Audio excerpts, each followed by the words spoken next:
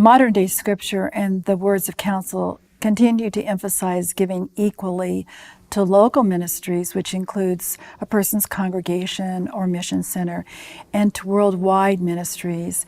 And we know typically people give the majority of their tithes to local ministries.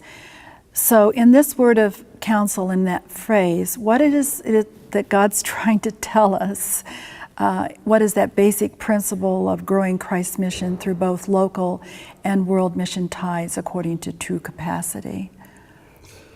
Let me read from the Doctrine and Covenants, that passage I was referring to that's so relevant to our current statement on tithing, because I think it's expressed very well here, and then I'll try to summarize it in a few sentences.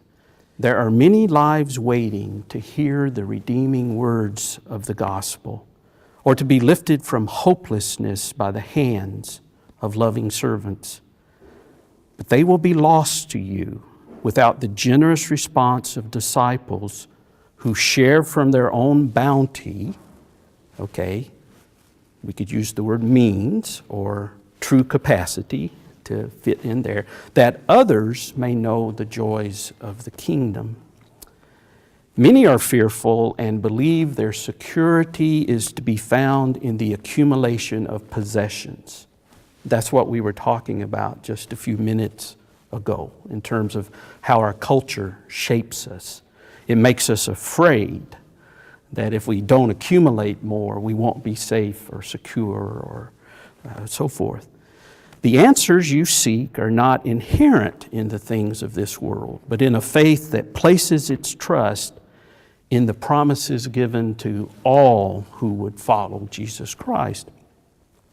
You have been given the principles of generosity rightly interpreted for a new time. That's what I was referring to earlier.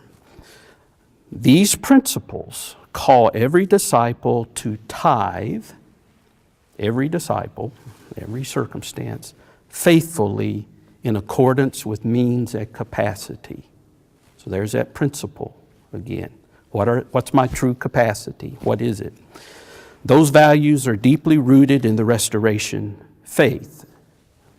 They affirm that stewardship and discipleship cannot be divided.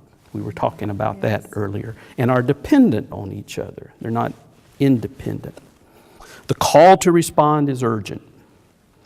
Look to the needs of your own congregations, local giving.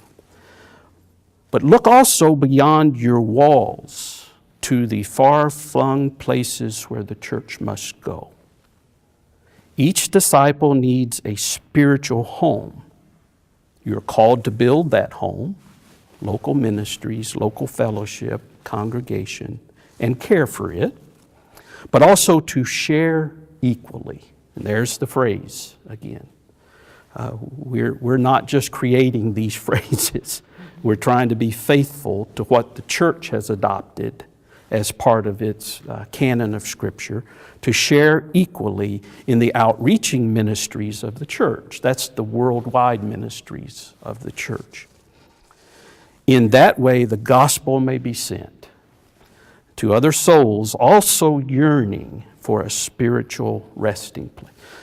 So the principles are there about balancing our giving, and that a disciple who is responding to our best understanding of God's mind and will hold that with equal concern and equal response.